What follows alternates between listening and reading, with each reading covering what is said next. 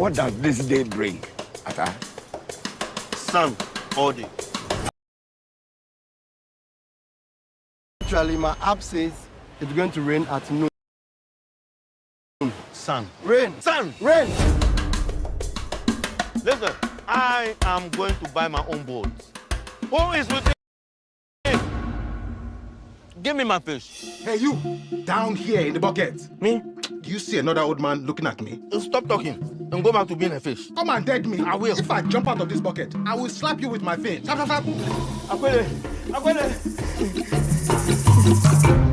You have to stroke it, then poke it. You want to join? Yes. Do I get a wish? No. You just talk. I'm sorry. Is that not like cool enough for you? He would like to apply for a loan. We can only consider a 3-year payback plan. You think I will die in 3 years? No. Oh, she paused. Papa. That fish is very rare.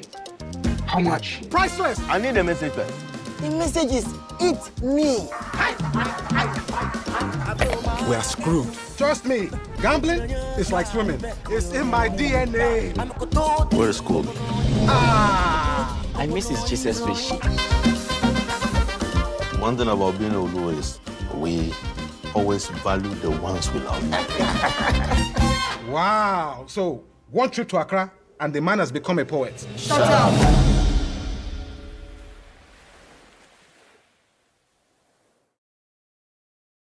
From AI revolution threatening film directors to major streaming giants joining forces and major warning about YouTube's platform, and also last but not least, an exclusive premiere screening of a local movie. Welcome to the Film Mandate, where we'll be covering the seismic shifts in global cinema today. And in the very first story, amidst the ramping of AI revolution and technologies, directors are pushing back against this new wave of filmmaking. And also Netflix and Amazon inks a major advertising deal. And filmmaker Leila Djansi has cautioned filmmakers about distributing their films on the YouTube platform. And also, I'll be updating you as to a private screening of the movie The Fisherman, of whose trailer that I played prior to starting this episode. So welcome to the Film Mandate. I'm Papa O2. Stay tuned.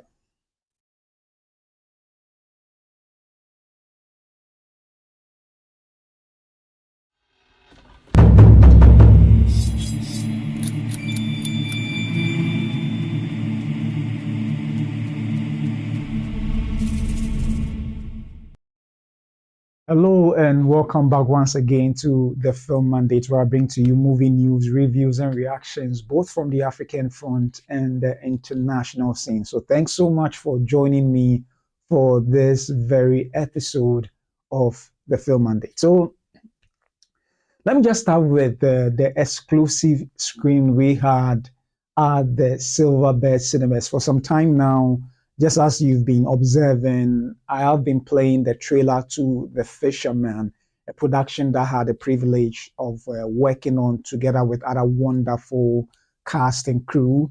And we had the opportunity today to attend a private screening, which also involved the media houses or media personnel as well, to watch the movie. And soon enough, I'm sure you've already been seeing snippets of videos and images that are circulating online with regards to this particular production. And already the advertising bars for the movie itself have been ramping up so big already. And I thought I would update you. I was able to attend the event myself today. The screening was around 10 a.m. GMT. And we had several people attending. And in the attendance, I had the opportunity to meet people that I worked with on this production, and it was quite exciting. Let me see if I can bring up a few images that we took whilst we were there. I hope I'm able to bring you. Yeah, so we took a couple of images whilst we were there, and I'd like to share a few of them with you, and then let's see what becomes of it. So, yeah, so that's the team as we were there, and I don't know whether I'll be able to show all the images.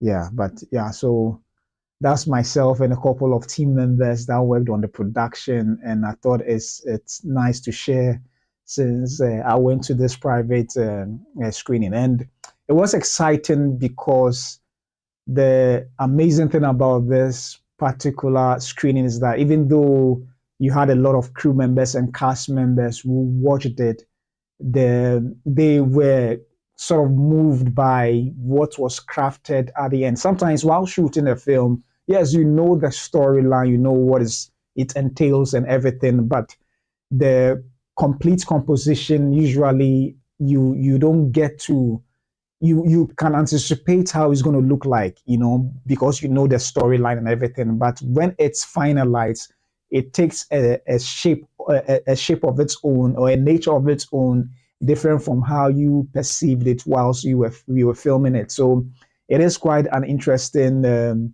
event we attended, and the reception to the movie was really impressive. I think, hearing from me, who was a second AD or assistant director on this production, I'm sure you go like, oh, obviously you're going to praise your movie because you did it. Yes, I wouldn't say it's 100%, but you can be guaranteed that you will be entertained completely. You will really have value for your money when you pay and go and view this film come September 19th at the Silverbird Malls, whether you're looking at the West Hills Mall or the Accra Mall. Indeed, you can attest to it yourself. So it's something I'm going to encourage everyone watching me, or if you get to see this particular segment whilst watching this, go and watch it yourself. There are so many images that I would have loved to share, but I haven't received them yet. But I would make sure that at the right time, prior to next week when it finally views, I will show you as many images as possible. But there in your shot is myself, and then Robin, DIT, and Zane of the camera department. So we worked on this production, and it was quite exciting. And you had, I think in one of the shots, you had the stars Kiki. Yeah, so you have Kiki, Romy, and also William Lamptey, part of the crew as we gathered there. And there's a lot more. I mean, with time, I'm sure you a lot more that transpired there. But it was really fun and more like a homecoming for the family of crew and cast that worked together to achieve this.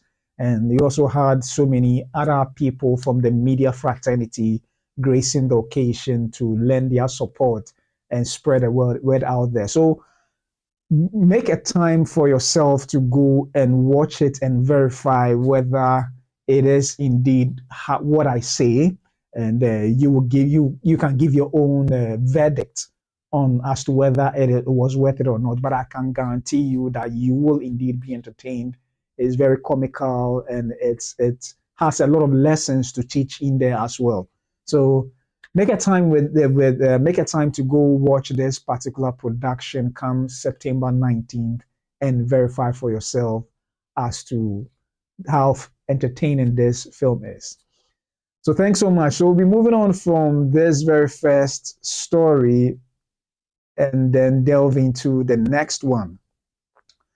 So yeah, let me just say, yeah. So one of the things that I've been covering quite lately in a number of the episodes or productions I've been doing is the fact that it looks like AI in certain sense has come to stay, and the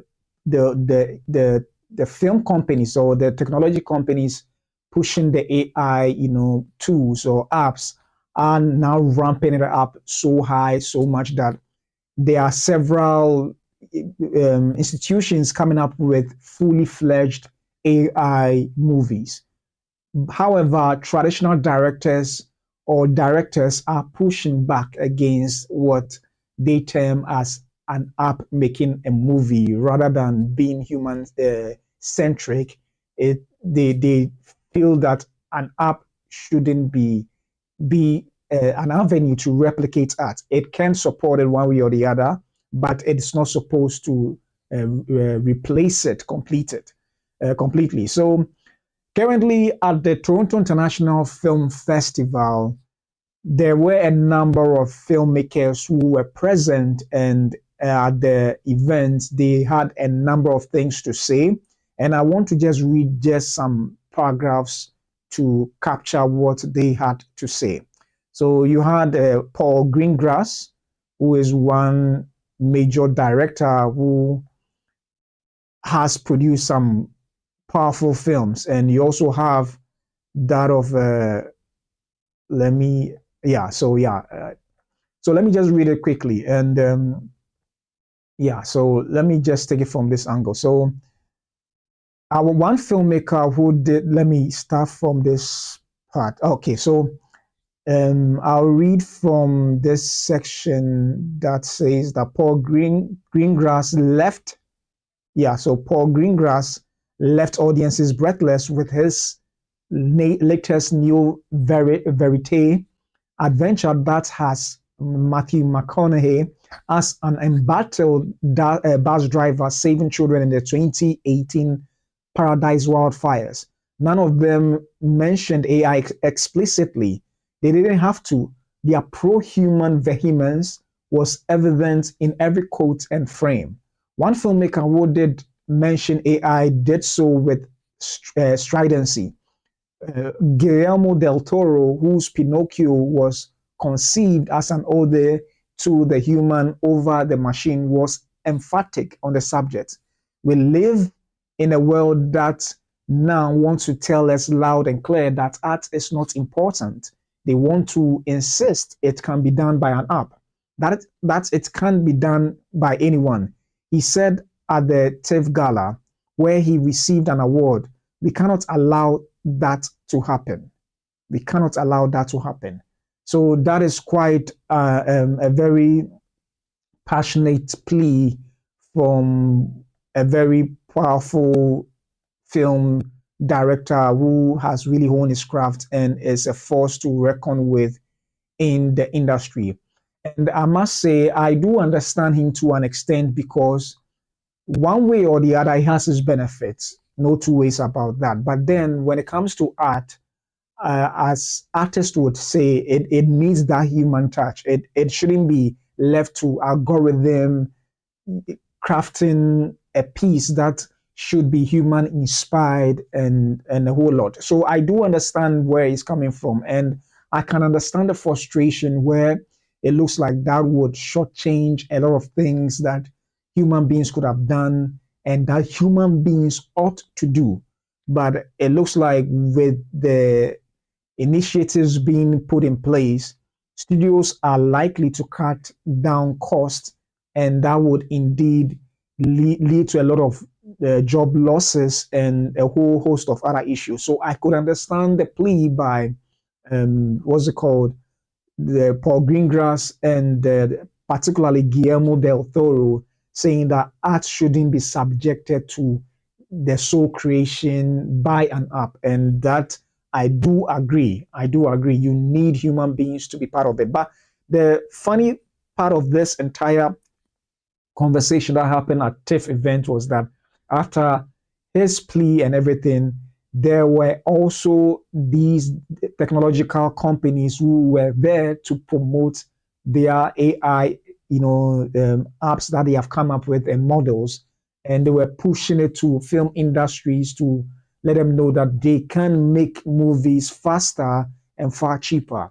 So you have companies like Luma AI pitching studios on using their AI to produce 1,000 movies every year. And that is quite insane. That is if it can even be achieved, which seems very possible once the kinks, whatever it is that is not so perfect with the AI are worked out clearly. So at this rate, if film studios can produce 1,000 movies a year and make insane amount of money out of it, they are likely to go for it. However, some studios are also pushing back against it so hard. You have Warner Brothers actually suing one of the AI, Midjourney, which is an AI image generator, they sued them for using some of their intellectual properties to help with the algorithm to learn about that particular movie or IP, and they have sued them with regards to that. And not only that, but Disney and Universal also have levied lawsuits against some of these AI companies who are trying to use their intellectual properties to help the AI learn. So there are a myriad of issues within the industry, and as much as others are proponents of the technologies, others too are fighting against the AI. And I could understand sometimes, I can understand on both sides with regards to certain aspects. I think in terms of augmentation, to help it in one way or the other, it can work. It should be allowed. But on certain extent, you can also understand why people would also want to use it, especially when the bar of entry is a little high, where you cannot get the money to fund your own project. And therefore, if you can shoot parts and rely heavily on AI to complete the project, you can understand why and a filmmaker from that aspect would also want to use it to leverage the field for themselves. So there's a whole lot of conversation that will keep going on. And as it stands now, you have Vertigo Films working on Critters, which will be a fully AI animated film. Instead of spending about $200 million compared to the Inside Out, they will spend $30 million to achieve a full feature animated film with less people. So if this film is finally realized and it is as close as you can find in a Pixar film, it means that a lot of studios are likely to toe that line because they would like to, cut down the cost and think about the bottom line. So it is going to be a challenging, tumultuous era ahead for the film industry in particular, and it's quite scary and interesting at the same time. I don't know how best to describe it, but it is indeed mind-boggling at a certain point in time. Even currently, the estate of Orson Welles, one of his films is being reimagined for certain footages that more or less been restored. The footage are being restored. However, some of the real estate of Orson Welles is pushing against it, saying that it is not meant to be. They see the AI being a purely mechanical exercise rather than it being what, the artistry with which Orson Welles went about creating that particular project. And the project I'm talking about is the Magnificent Ambersons, So there's going to be a lot of dialogue seeing how everything is playing out recently and, for times to come. So as to whether AI will be a mainstay, particularly of the main studios industry, that is left to be seen. But I can easily foresee it being perhaps a main staple when it comes to certain parts of the world, particularly Africa, where we do not have the laxity of big budgets to do our productions. And certainly there will be others who also go the purest way to keep it untainted with AI. However, whether we think of it or not, most of our softwares we use now are partly integrated with AI. So it may not be a pure AI, model that generates everything from scratch. But even when it comes to editing or post-production, one way or the other, there are a lot of aspects of those softwares that are integrated by art. So it looks like regardless, we will be using AI, whether you're a purist or not, there will be an aspect of AI that you'll be using in your film. And as to what extent that is tolerable to a purist, that is yet to be discovered. So let me know what you think about the debate on the core conflict of AI either being a tool to enhance efficiency or to restore lost art. Or is it a threat to the very soul of human storytelling and creative jobs? whatever your thoughts may be, kindly leave it in the comments section below. So talking about ramping up, still within the creative space, one of the challenges that is fraught in the film industry, particularly the cinema going industry, has not just been, the advent of finding easy, skits on the stream platforms, but also the idea of the stream platforms being able to come up with a model to keep their business afloat. And one of the ways they keep their business afloat is by having ad tier subscriptions for their subscribers who may not be able to pay for premium service, but would be able to pay a reasonable fee with ad-based, models within, so that whilst you are watching it at the time, your viewing experience will be interspersed with adverts. And one of the ways you can easily see such model working is how YouTube operates. Well, it looks like two major streaming giants have inked a major deal to be able to have to be able to get advertisers to simplify their process of purchasing, advertisement slots across a number of streaming platforms. And this is Amazon, and Netflix. And let me read a brief story as to what is transpiring now at the moment. So, in an article published in the Hollywood Reporter, it says that Amazon and Netflix ink major advertising deal. The deal will let advertisers and media buyers use Amazon's DSP to purchase inventory on Netflix. So it says that in a significant advertising deal, Amazon and Netflix are partnering to bring inventory from the streaming services ad support tier to Amazon's DSP demand side platform. The new integration will begin in Q4 and be available to marketers and ad buyers in the United States, United Kingdom, France, Spain, Mexico, Canada, Japan, Brazil, Italy, Germany, and Australia.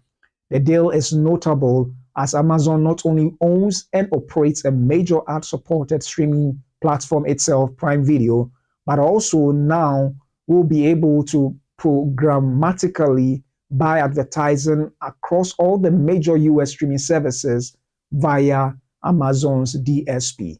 So that is quite a big deal that they've signed with Netflix. Seeing that Netflix is the largest streaming service at the moment, I think by bringing them on board on their DSP, it leverages the field for advertisers, where now advertisers can easily procure slots across all the streaming services. And that is quite an amazing deal for the advertisers. So that is quite an amazing a major deal that Amazon have been able to ink with them. Aside that, Amazon's kind of package is quite different and interesting.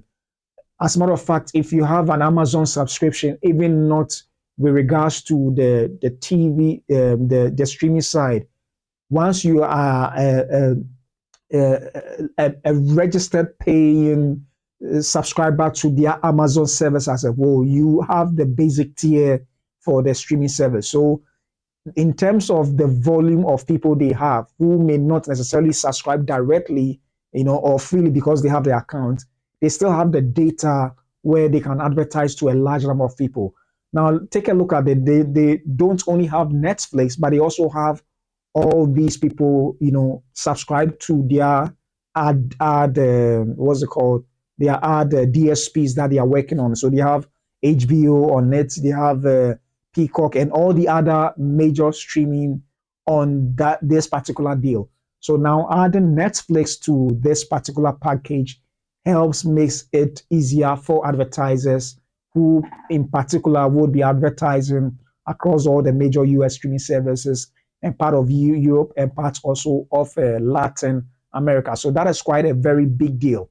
And this particular landmark partnership will commence in the fourth quarter of this year across 11 countries, including the US. And US happens to be the major market with regards to streaming, platforms. So it will also include US, UK, Japan, and Brazil. And Brazil is also quite massive with regards to the number of people subscribed to some of the streaming services. So that is indeed a major deal for Amazon and Netflix to have in this deal. And they happen to be like the final addition to Amazon's DSP as it stands now. So just as I said, it will make it easier for advertisers, even whether you are outside these countries, but you think your products and services will be required by these countries. You can easily advertise on all the streaming platforms via this Amazon DSP service that they are offering. And that is quite amazing. And so one of the things that they are offering is that also provide through this particular DSP, all is just a single platform. You wouldn't have to focus on the individual streaming services. All you need to do is that once you have access to the Amazon DSP, you can advertise across all these streaming platforms at a go, leveraging its first-party data and obviously AI tools for targeted, marketing. So it is indeed an interesting opportunity that Amazon has finally nabbed, and also even actually better for also all the streaming services, as advertisers now wouldn't want to choose and pick. They can easily advertise on all the streaming platforms at a go. And you have Amy Reinhard of Netflix saying that this affords greater flexibility for advertisers. And you also have Paul Kotas of Amazon saying that it removes the guesswork for advertisers. And the thing with advertisers is that you want to always take a look at the data for one streaming services and compare it to the other and wonder which advertising slot will be better for which platform to get a maximum benefit. But with this particular offer in place, you don't have to do that. Once you pay it, it will distribute across all this platform if you so choose. And I think it makes it even much easier to maximize your benefit with regards to advertising on these platforms. So that's quite an all-in-one package Amazon is offering to advertisers. And in certain aspects, it actually would help the streaming services to make lucrative, money all across board. Obviously, for those who have the larger numbers would benefit more than those who have less. But that would also be dependent whether the advertisers would want to target certain particular streaming services as against others, which I think they are allowed within their right to do if they feel that whatever service or product they are advertising, it's much more tailored for a particular streaming service than another. So that is quite an amazing opportunity for advertisers as well. So it is indeed an unprecedented power now that Amazon has all these streaming platforms on their DSP. It's quite scary, but I'm sure there are certain clauses and things to make sure that everybody, is better served with this opportunity that they've signed upon. So let me know what you think about Amazon now being the gatekeeper when it comes to digital advertising. And now, because of this, they've sidelined Google completely with regards to the numbers they have. They have all these streaming services on their DSP as against the Google, who may not have this same leverage completely. So that is quite amazing. Whatever your thoughts may be, kindly leave it in the comment section below. So moving on from these major giants coming together on Amazon's DSP platform, well, we come to my motherland, Ghana, and some of the issues troubling us. And one of Ghana's prolific and internationally recognized director Leila Djansi was interviewed on Hits FM on Kwame Dazi's show, and she did raise some interesting points with regards to distributing one's film on YouTube platform. And it was just yesterday that I was talking about how wonderful that Nigeria has found a business model. When I talk about Nigeria, I'm referring to Nollywood. How Nollywood has come up with a business model, blending two and about three models with a windowing strategy to maximize revenue. Well, she has made an interesting statement. I watched the interview myself, but I think I would also like to read an article to focus on some of the key things she did say with regards to the interview she did. So she said this article is actually published in the News Ghana, and it says that filmmaker Leila Djansi warns against YouTube as primary distribution. And that's in your short. It says, award-winning Ghanaian American filmmaker Leila Djansi has cautioned fellow filmmakers against relying on YouTube as their primary distribution channel, predicting the platform faces imminent challenges that could impact creator earnings. Speaking on Hits FM's Daybreak show on Tuesday, September 9, 2025, Djansi described YouTube as an unreliable business option for filmmakers, citing platform oversaturation and frequent policy changes as major concerns affecting profitability. I'm sorry, YouTube is going to collapse very soon. There is so much congestion on YouTube, and they are always changing their policies. Djansi stated during the radio interview, she argued that that platform oversaturation would inevitably lead to reduced earnings for content creators who depend solely on YouTube for their revenue. So yeah, that is the key thing I wanted to draw your attention to. And one of the things I realized that what she said, there are certain aspects of it that seems very possible to happen soon. As to whether YouTube as a channel will collapse, that I am not so certain. But if you've been using YouTube for a while, particularly if you're a content creator, you realize that they keep changing their policies. And she hit the hammer on she hit the hammer on the nail perfectly, that with the oversaturation, it will lead to reduced earnings, and that is already happening. Back then, with just a few, quite a sizable views, you get a certain amount of money, but now it's not the same. You would have to get certain, and even if you watch back then, you needed just a few amount of subscribers and a particular amount of hours for viewing, and then you get to benefit from monetization. But as it stands now, you need about 10 million, 10 million watch hours and 1,000 subscribers just to be monetized. And that is crazy. That is insane. But that is the result of having a platform that is oversaturated with content.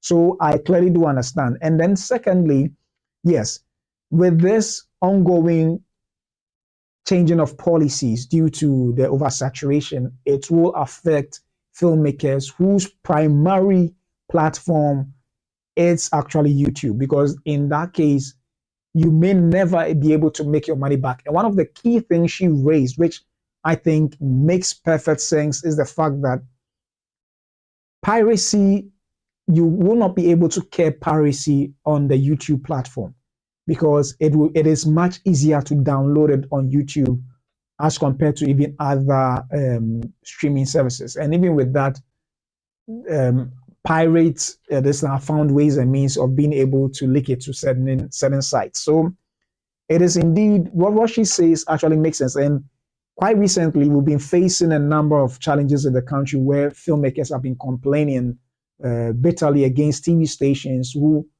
are showing their movies. Sometimes the very week that they release the movie on the YouTube platform, maybe even a day, or sometimes even the very same day, you have some TV stations airing that particular content on the TV network that very instant, and it's quite worrying.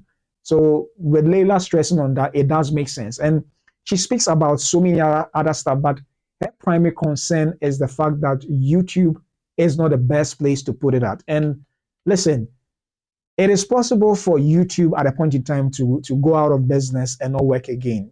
But as it stands now, the key problem with putting your movie on the streaming service, for particularly when it's the primary one you have, rather than seeking for other avenues, is as a result of having lower earnings. And once you have lower earnings, it will affect your inability to recoup your investment or other people's investments in the film, and then let alone be able to have money to do your next shoot. So it will be problematic if you focus on YouTube as your primary platform. So that makes sense. And she also stressed on something that I think we need to take a critical look at. I think, watch the, president's meeting with the press. And I think he repeated the fact that I think the next budget also, there will be the incorporation of the film fund. And Leila did make mention of something which honestly, I think it is a challenge that we have not foreseen, or maybe we've seen it, but I don't know how the film fund will be distributed judiciously to help make sure that it doesn't go to waste. Currently, she did bring up something that happened in Nigeria. There used to be also a film fund or a creative fund, but with time, I think they've stopped. It's been discontinued. And it's likely to repeat itself here when we don't put in the necessary structures. And one of the necessary structures, as I've been hammering on severally on this platform, is the idea of not having the proper or the right infrastructure. If we do not have cinemas all across Ghana to ensure that the very first point of call for a movie, particularly which has been made from this film fund, has a wider distribution, particularly for it to recoup its money in the first opening weekend, then we are likely to hemorrhage this film fund and it will come to naught. And a lot of productions don't make their monies back. Let's call it as it is. A lot of film productions, they are not able to make their money back, let alone even break even. But if we have a lot of, very widely, circulated, networked, cinemas that can show a movie at the same time in all these cinemas for, let's say, the first 2 weekends, that at least that would help recoup the money back if we are looking at a lower to micro budget rather than, let's say, mid to, big budget productions. So that is something that we need to take a critical look at and work on it. And that is something I've also advocated, that there is the need for us to have an African network of cinemas. Can you imagine you have about 50,000 cinemas across all of Africa, and your movie release on an opening weekend, let's say you get 10% of the cinemas to show your films in. That is indeed quite massive, and that can help offset the cost. Bear in mind that it's not just once your movie is showing, it's not just a matter of you getting 100%. There are percentages that each party to the film would share, from the filmmaker having his percentage or her percentage, to the cinemas also having a stake in that money, as well as the distributors themselves. So there's a whole calculation to that. But I like the idea that Nigeria has found a smart way to go about it. For those who use all the three models, or the windowing strategy, what they do is that YouTube is not their primary source. For others, YouTube is their primary source, and that's what they resort to first before thinking of others. But major Nigerian film studios, this is what they've done. They first focus on cinemas. At least they have some in their country and other places that they can, screen in. So they do quite a short window in the cinemas. And then secondly, they have about 3 to 6 months to sell the licensing to streaming services. That is, if they are able to secure one. So between 3 to 6 months, Once they're able to sell it to a streaming services and it's done, that is when they resort to the third one by leaving it on the YouTube platform. By which time, hopefully, for some of them, they may have made their money back. For others, not so much, but at least the YouTube one would help them, through monetization, recoup a number of the money. And not just that, but also expose the production and themselves, to a larger, wider audience that otherwise they would not have been able to secure on the streaming platform. So all in all, what Leila Djansi is saying, I think it's something that we need to take a critical look at, seeing that we don't have cinemas in Ghana. I mean, the cinemas we have, the properly well-functioning cinemas, like the Silverbirds, are just a few. And therefore, there is the need to carefully take a look at how we can have a proper distribution model in Ghana that will work for all. And she went on to speak about so many other things, about perhaps the need to give film funding to actually foreign production companies who come in to shoot. And her justification, her explanation made much sense, that by the time they are done shooting the production, all the money will remain here. And this actually falls within almost a similar pattern that a lot of countries are embarking on right nowadays, and that is the idea of tax incentives, offering tax incentives to foreign companies in order to attract them to come. And that's what a lot of companies and even some states in the US are doing it, and moving businesses away from LA. And even now, it has pushed the LA governor to also initiate a very attractive incentive to keep production companies in LA or Hollywood, to be specific. So it is quite an interesting observation and remarks that Leila Djansi has made, and with her vast experience and exposure, it has really made sense. And I do really agree with what she's saying. And hopefully, maybe if somebody who is in the corridors of power heard her, I'm sure they should perhaps, think about how they can structure and make that work. I'm sure there are so many ideas in place. Soon enough, when the film fund is finally unveiled, or maybe if there is a proper plan to implement it, maybe we'll get to understand the full blueprint and how it's going to work, and perhaps it may, fall in the right places to help make the industry work. So all too soon, well, I've come to an end of today's episode of the Film Mandate. Thank you so much for joining me for this particular episode, and I hope you enjoyed yourself. Anyway, I'll be coming your way again tomorrow with another live stream right here on the Film Mandate from 11:45 p.m.